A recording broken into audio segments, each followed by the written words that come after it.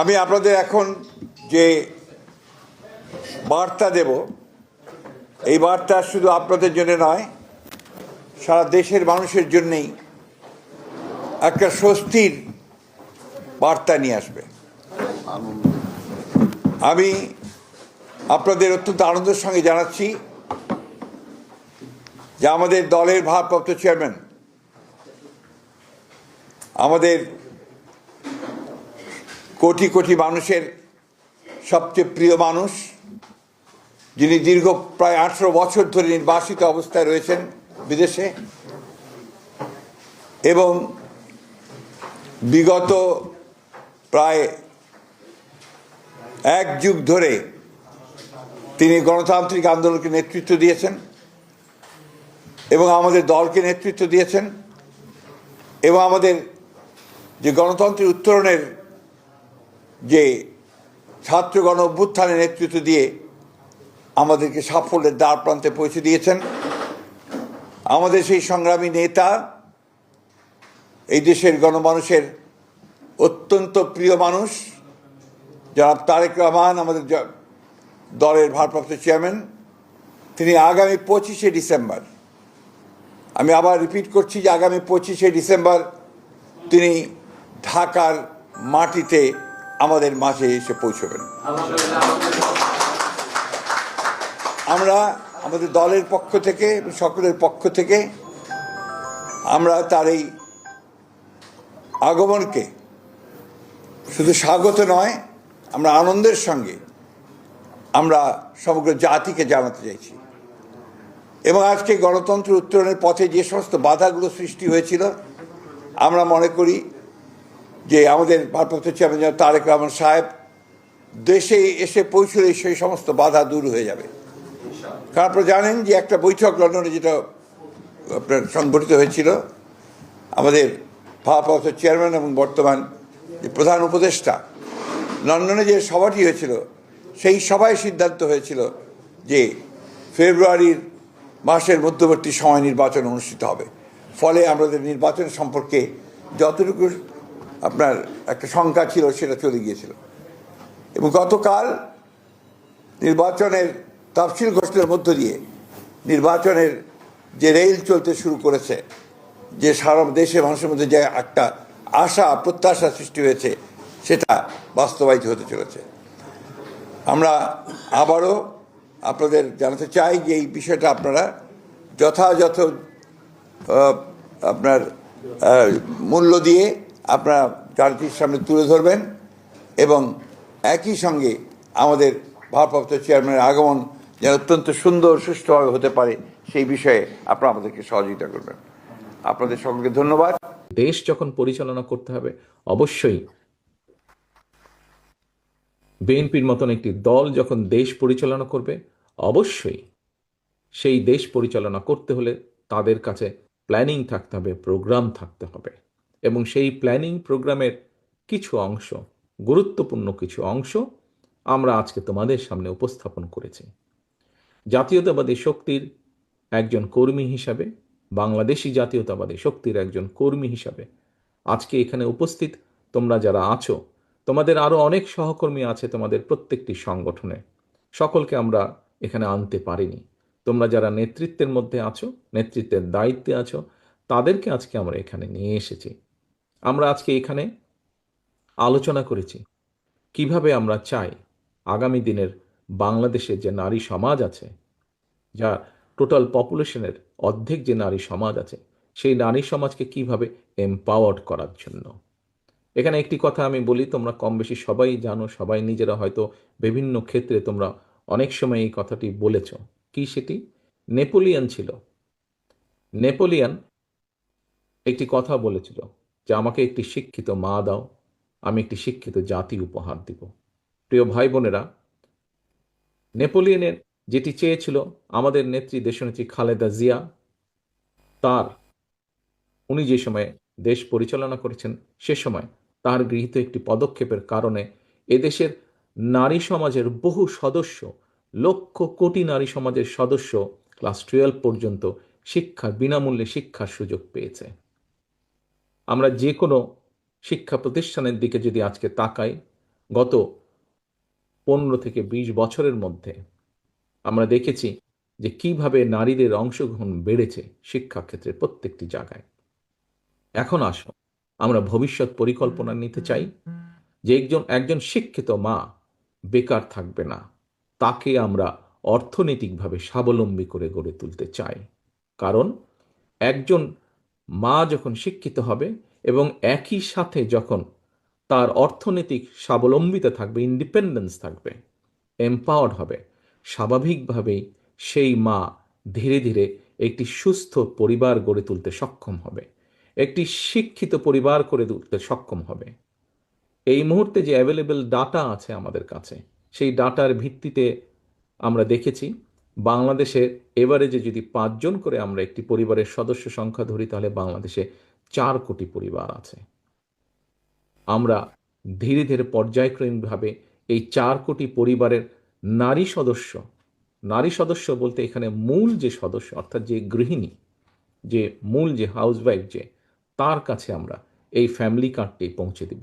প্রথমে আমরা এটি শুরু করব গ্রামের থেকে, যারা মোস্ট ডিপ্রাইভড, আন্ডার প্রিভিলেজ, সেখান থেকে আমরা শুরু করব এবং এটি আমরা জেনারেল রাখবো।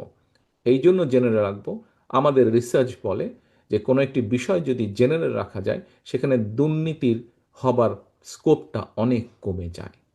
এটি যেরকম একজন কৃষকের স্ত্রী পাবেন, এটি যেমন একজন ক্ষুদ্র মুদি দোকানদারের স্ত্রী পাবেন, একজন প্রাইমারি স্কুলের শিক্ষকের স্ত্রী পাবেন ফ্যামিলি কার্ড, ঠিক একইভাবে একজন অবস্থাপন্ন মানুষ, আমরা বলতে পারি একজন ব্যারিস্টার, একজন ডাক্তার, একজন রাজনীতিবিদ, বড় যে অবস্থাপন্ন কোনো মানুষ, ব্যবসায়ী, তার স্ত্রীও পাবেন।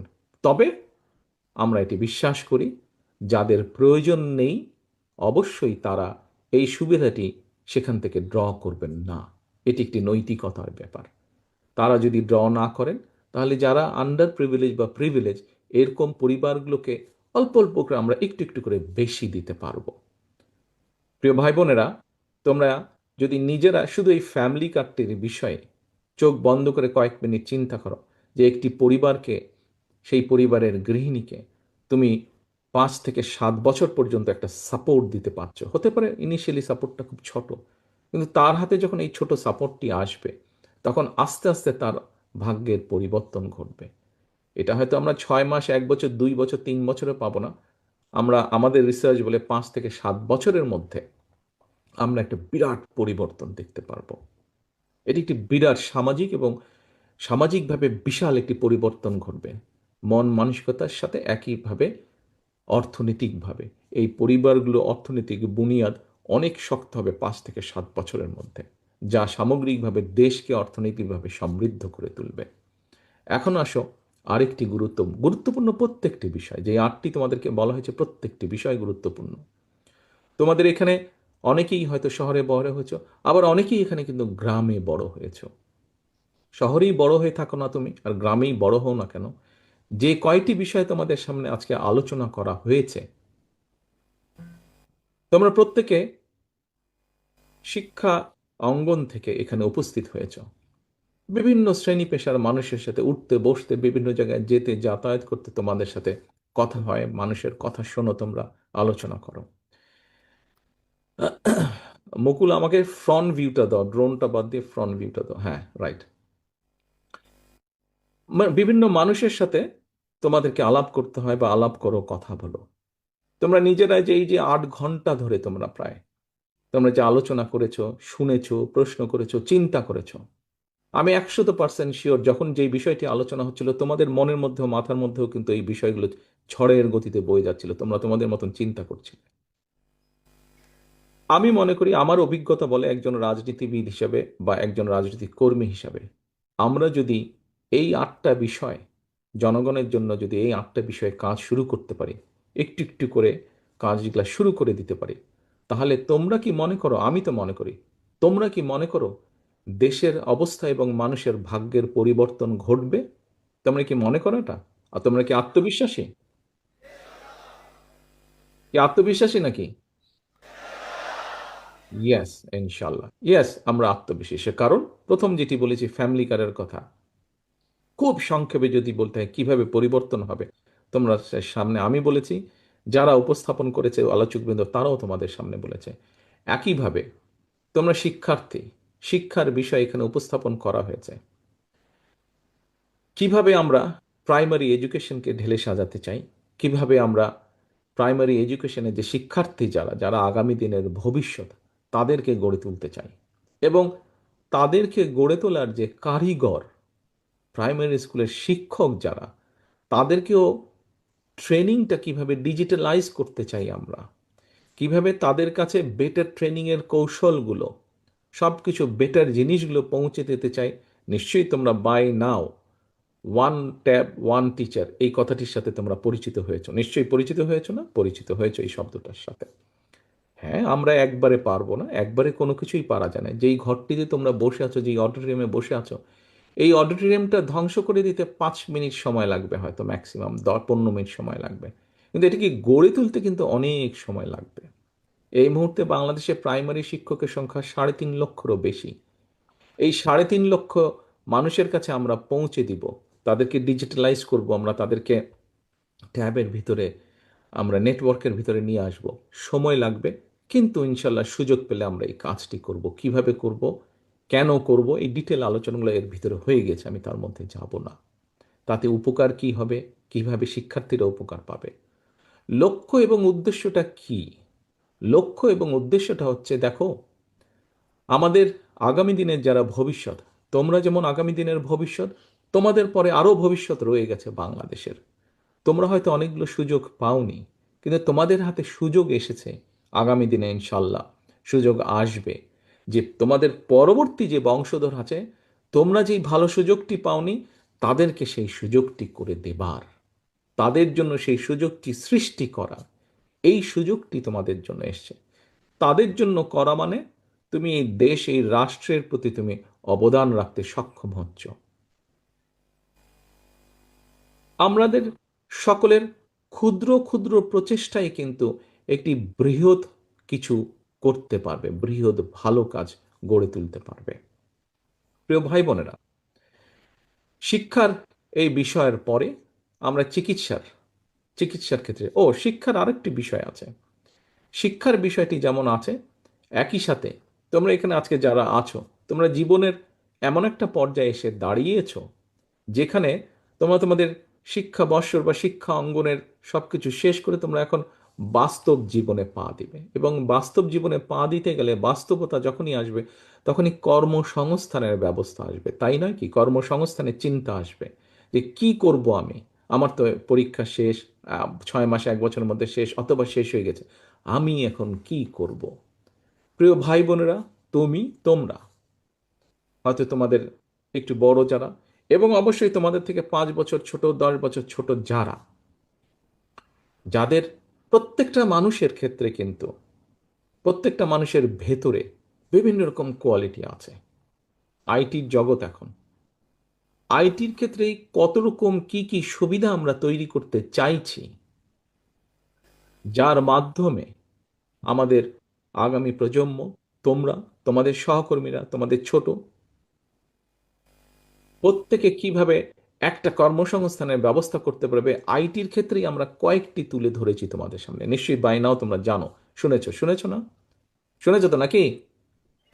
আইটি সেক্টরেই আমরা কি কি করতে পারি। যেমন কথা প্রসঙ্গে আমি একটি বলি, সোশ্যাল মিডিয়া গেলেই ছোট ছোট আধা মিনিট, 1 মিনিট, 1.5 মিনিট, 2 মিনিটের কন্টেন্ট দেখি আমরা।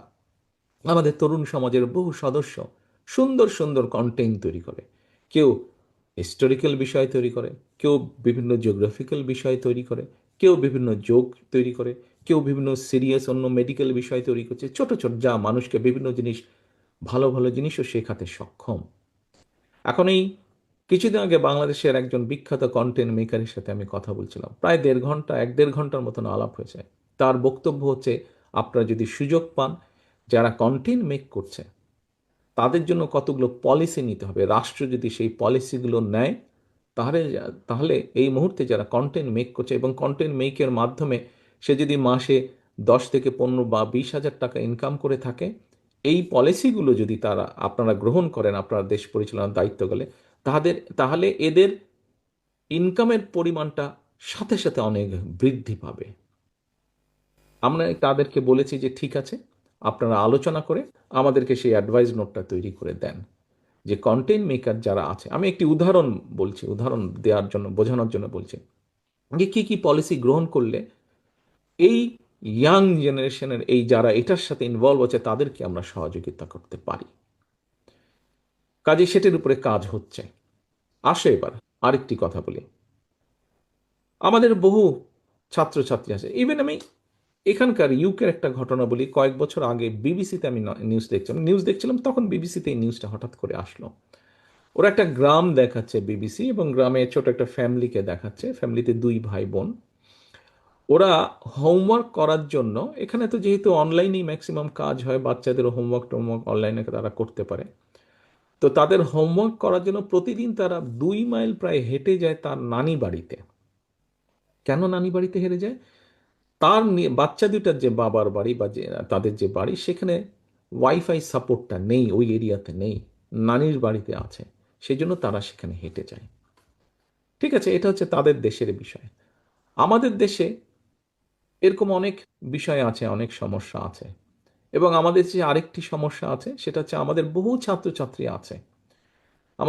ছাত্রছাত্রী আছে, যাদেরকে অনলাইনে কাজ করতে হয়, হয়তো প্রপার ওয়াইফাই বা অনলাইন সুবিধা তারা পাচ্ছে না। আবার ওয়াইফাই বা অনলাইনে যে ডাটা, যেটা বাংলাদেশি বোধহয় এমবি বলে বিষয়টাকে, এইটি কোয়াইট কস্টলি। এটি কস্টলি হওয়ার কারণে অনেকের জন্য এফোর্ড করতে পারে না, তারা তাদের কাজ সবসময় তারা ঠিক করে করে উঠতে পারে না। এদের জন্য এদের জন্য আমরা একটা সুবিধা তৈরি করতে চাইছি। কি সুবিধা? নিশ্চয়ই বাই নাও তোমাদের সামনে উপস্থাপন করেছে আমাদের আলোচক বৃন্দ, যে এই সাবজেক্টটি উপস্থাপন করেছে। আমরা বিভিন্ন ইউনিভার্সিটি, বিভিন্ন কলেজ, হল বা লাইব্রেরিগুলিতে, বিভিন্ন ইম্পর্টেন্ট পাবলিক প্লেসগুলোতে, বিভিন্ন ভালো ভালো ক্যাফেটেরিয়াগুলোতে আমরা ফ্রি ওয়াইফাইয়ের ব্যবস্থা করতে চাই। এখন অনেকেই তোমরা বলতে পারো ফ্রি ওয়াইফাই বলে তো দিবেন কি? হ্যাঁ, দেব। একদম ফ্রি বলতে কিছু নাই। নর্মাল যেটা সিস্টেম আছে, একটা স্ট্যান্ডার্ড আছে, তুমি যখন কোথাও যাবে, কোনো হোটেলে যাবে, কোনো জায়গায় যাবে, ফ্রি ওয়াইফাই তারা দেয়, একটা সিস্টেম আছে কিভাবে লগ ইন করতে হবে, কিছু ইনফরমেশন চাই, সেটা তো অবশ্যই করতে হবে। এবং খুব স্বাভাবিকভাবেই বিভিন্ন কোম্পানি আছে যারা তাদের একটা অ্যাড দিতে চাবে। এটা নিয়ে অলরেডি আমাদের মধ্যে কথা হয়েছে, কাজ হয়েছে। আমরা আমাদের দলের পক্ষ থেকে ঠাকুরগাঁ জেলাতে এক্সপেরিমেন্টালি অলরেডি আমরা কাজটা শুরু করেছি, এবং সেই জন্যই বলছি আমরা একটা কিছু কাজ মিনিমাম করার পরেই আমরা তোমাদের সামনে উপস্থাপন করছি, যে যখন যখন ইনশাল্লাহ আল্লাহ রহমতে দেশ পরিচালনার সুযোগ পেলে স্বাভাবিকভাবে তখন সরকার বা রাষ্ট্রের পক্ষ থেকে এই কাজটি করাবে, তখন জিনিসটা অনেক ইজি হয়ে যাবে। সেটা কি? স্বাভাবিকভাবে তুমি লগ ইন করার সাথে সাথে একদম তো ফ্রি সব কিছু হয় না, আমরা 1 থেকে 1.5 ঘন্টা ফ্রি দিব সেই মানুষটিকে। 1 থেকে 1.5 ঘন্টা ফ্রি পাবে সে। আচ্ছা, নিশ্চয়ই 1 থেকে 1.5 ঘন্টার মধ্যে তার কাজ সে অনেকটা গুছিয়ে নিতে পারবে। তবে অবশ্যই সেখানে একটা অ্যাড আসবে, যা হতে পারে স্বাভাবিকভাবে someone has to pay for it, তাই না? একদম তো ফ্রি কিছু হয় না, কোনো না কোনো একটা সার্ভিসের তো মিনিমাম একটা চার্জ থাকে। কাজে অ্যাডটা তোমাকে একটু কষ্ট করে দেখতে হবে। তুমি যদি সেই ফ্রি ওয়াইফাইটা নাও, ধরো ঠিক আছে, 10 সেকেন্ড, 15 সেকেন্ড, 20 সেকেন্ডের অ্যাড থাকবে, যে কোনো কোম্পানির যারা সেটা দেখছে না সেখানে অ্যাড দিবে, অ্যাড থাকবে। কাজেই ওই খরচটা ওই কোম্পানি দিচ্ছে, যে অ্যাড দিচ্ছে, তোমাকে ওই খরচটা দিতে হচ্ছে না, সেখানেই তুমি ফ্রিটা পাচ্ছ। কাজেই আমরা এই স্কোপটা তৈরি করতে চাই আমাদের হাজার হাজার লক্ষ কোটি তরুণ সমাজ, যাদের সমস্যা আছে ইন্টারনেটের জন্য পে করা। তাতে কি হবে?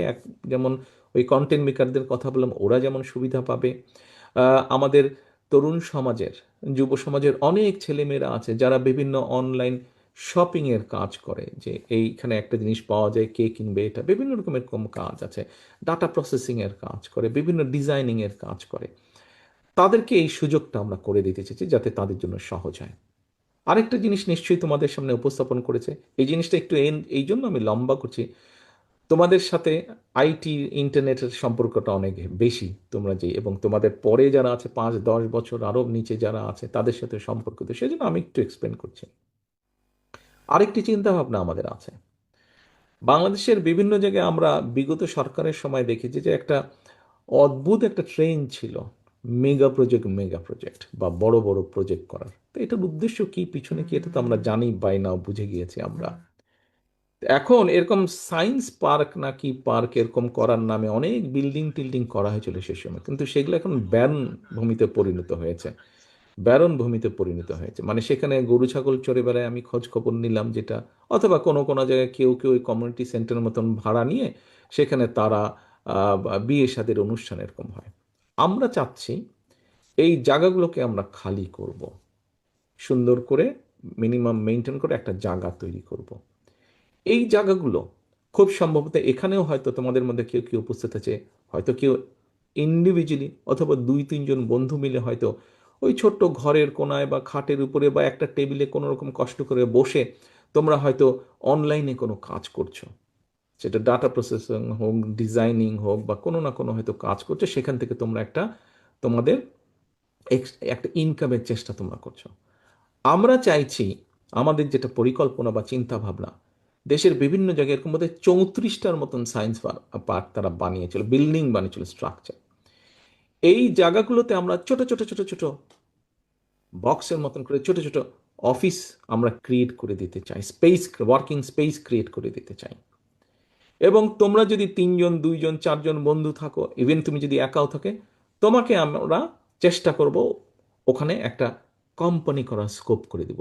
তুমি তোমার মেসে বা হলে খাটের উপরে বসে কষ্ট করে বসে যেই কাজটি তুমি করছিলে, তোমাকে আমরা একটা সুন্দর স্পেস তৈরি করে দিতে পারবো, যেখানে তুমি আসবে, তুমি তোমার ওই কাজটি করবে, তোমার টেবিল চেয়ার থাকবে, তুমি বসবে, কাজ করবে, তোমার নিজের কোম্পানির কার্ড থাকবে, তোমার নিজের কোম্পানির একটা অ্যাড্রেস থাকবে, যেটা তুমি যখন বিদেশে তুমি যখন পাঠাবে তুমি বলতে পারো, yes I have a company, this is my address, this is the, তুমি তখন ওটাকে অফিস হিসেবে ব্যবহার করতে পারবে। এবং ওখানে ওয়াইফাই যেটা, অবশ্যই ইনশাল্লাহ আমরা চেষ্টা করবো সেটা ফ্রি করে দেওয়ার জন্য একটা সার্টেন পিরিয়ড জন্য, যে 1 বছরের বা 1.5 বছর 2 বছরের জন্য তোমার ওটা ফ্রি। যখন তুমি একটু একটা মোটামুটিভাবে অর্থনৈতিকভাবে একটা বেটার অবস্থানে আসবে, তখন তুমি আস্তে আস্তে পে করা শুরু করবে, বাট ইনিশিয়াল তোমাকে সাপোর্টটা দেওয়ার জন্য আমরা সেটা ফ্রি করে দিব। এরকম আরো অনেক চিন্তা ভাবনা আমাদের আছে। আমি গতকাল বলছিলাম, তোমাদের মধ্যে এরকম অনেকে আছে যাদের সে উদাহরণ হিসাবে আমরা যদি আলাপ করি, আহ, ধরো তুমি মানুষের সেবা দিতে খুব পছন্দ করো, তুমি ছেলে বা মেয়ে যেই হও না কেন, মানুষকে টেক কেয়ার করতে তুমি খুব পছন্দ করো। বাসায় হয়তো তোমার নানি দাদি বা মুরব্বী কেউ আছেন যে তোমাকে ছাড়া বুঝে না, কারণ উনি জানেন যে তুমি এই কাজটা খুব ভালো করো, এবং তুমি যখন ওনাকে টেক কেয়ার করো উনি খুব স্বস্তি বোধ করেন। এই কোয়ালিটি অনেকের মধ্যে আছে আমাদের, যে মানুষকে হেল্প করতে পারে, সেবা করতে পারে। উদাহরণ দিয়ে বলি একটা, এই মুহূর্তে জাপানে, আমি গতকাল না পরশুও বলেছিলাম, এই মুহূর্তে জাপানে পপুলেশন যদি আমরা দেখি, পপুলেশন ট্রেনটা যদি আমরা দেখি, আমরা দেখব যে ওদের এইজেড পপুলেশনের সংখ্যা বেশি, তোমাদের মতন ইয়াং পপুলেশনের সংখ্যা তাদের কম। এবং দুটো জায়গায় মোটামুটিভাবে তাদের বেশ সমস্যা হচ্ছে। একটা হচ্ছে, যেহেতু এইজেড পপুলেশনের সংখ্যা বেশি, সেই জন্য তাদের এইজেড মানুষকে টেক কেয়ার করার মানুষের সংখ্যা কমে যাচ্ছে, সেটা কেয়ারার বলো বা নার্সিং বলো, তারা এটি চাইছে। 2, তাদের ফার্মিংয়ের কাজ করার জন্য মানুষের সংখ্যা কমে যাচ্ছে, তারা সেটা চাইছে। কিন্তু এখানে একটা বিষয় আছে, প্রথমত একটা প্রপার ট্রেনিং হতে হবে, যে ফার্মিংয়েই যাক অথবা হেলথ কেয়ারের কাজ হিসেবেই যাক, দুটো আছে, একটা হচ্ছে ট্রেনিংয়ের ব্যাপার আছে, যে তুমি ট্রেনিং, আর দ্বিতীয়টা খুব ইম্পর্টেন্ট, সেটি হচ্ছে তাদের কালচার এবং ল্যাঙ্গুয়েজ জানতে হবে। তুমি একটি ভিন দেশে যাবে, জাপানে সাধারণত মানুষজন ইংরেজি বলে না, কারণ তাদের প্রয়োজন হয় না, তারা বলে না, তারা জাপানিজ বাইরে বলে না। কিন্তু তাহলে যেহেতু আমরা যাব ওখানে কাজ করতে, আমাদেরকে স্বাভাবিকভাবে তাদের কালচার এবং ইংরেজি তাদের ভাষা জানতে হবে। আমরা যেটা করতে চাইছি, আমরা এই ধরনের অনেকগুলো ইনস্টিটিউশন তৈরি করতে চাচ্ছি। প্রথমে আমরা চেষ্টা করব বড় জেলাগুলো করতে, তারপরে বিভাগ বাড়ি করতে, তারপরে বড় জেলাগুলো করতে, তারপরে জেলা ওয়াইজ কম বেশি আমরা নিতে চেষ্টা করছি। সেখানে আমরা বিভিন্নভাবে, যেমন আহ,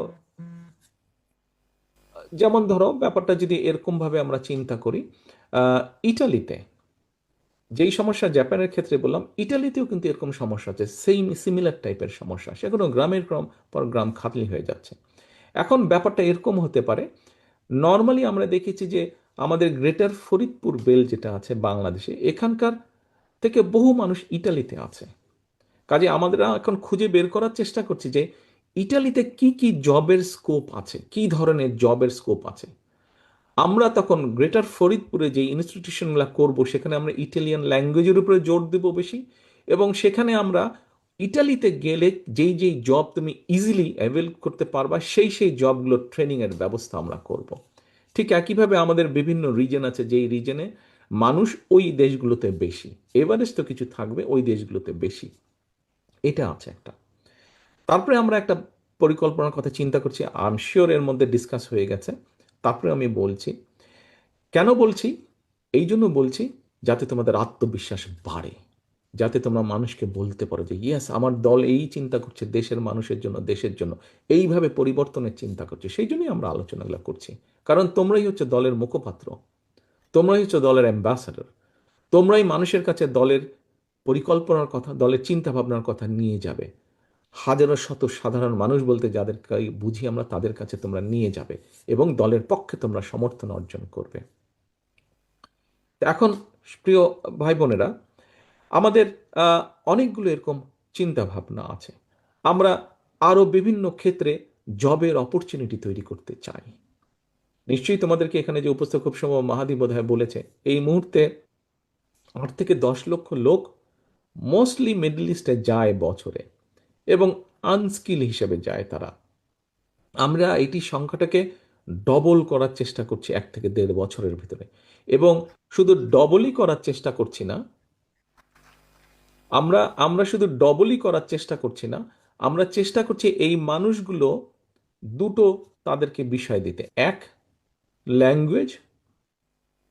দুই, কতগুলো আমরা বের করার চেষ্টা করছি যে ওখানে ল্যাঙ্গুয়েজটা যদি সে শিখে, তার যে কোয়ালিফিকেশন আছে সেটার ভিত্তিতে আর একটু বেটার কি কি জব তারা পেতে পারে, সেই জিনিসগুলোকে বের করার চেষ্টা করছি। এর ভিতরে অলরেডি আমরা বের করার চেষ্টা করছি নেক্সট 10 ইয়ার্সের মধ্যে পৃথিবীর কোন কোন দেশে কি কি জবের অপরচুনিটি ক্রিয়েট হতে পারে, প্রবাবল ক্রিয়েট হতে পারে, সেগুলোকে আমরা বের করার চেষ্টা করছি। আইটির ব্যাপারে বললাম যে কিভাবে আমরা এখানে জব তৈরি করবো, সেটা যেরকম একটা ব্রিফ প্ল্যানিং তোমাদের সামনে উপস্থাপন করা আছে, ঠিক বাইরেও আমরা এই যে 8 থেকে 10 যায়, এটিকে আমরা ডবল করতে চাইছি। কিভাবে এটিকে ডবল করা যায়, ট্রিপল করা যায় দ্রুততার সাথে, তারপরে কিছু তো সময় লাগবে। এরপরে আসো, আরেকটি বিষয় নিয়ে আমি তোমাদের সাথে আলাপ করতে চাই। সেটি হচ্ছে হেলথের বিষয়। দেখো, আমাদেরকে প্র্যাগমেটিক হতে হবে, প্র্যাকটিক্যাল চিন্তা করতে হবে। আমরা খুব সহজে, বিভিন্ন রাজনৈতিক দল খুব সহজে কিন্তু সস্তা স্লোগান দিয়ে দিবে যে আমরা সবাইকে স্বাস্থ্য সুবিধা দিব, আমরা সবার জন্য সবকিছু ফ্রি করে দেব। বলাটা খুব ইজি, কিন্তু করাটা কিন্তু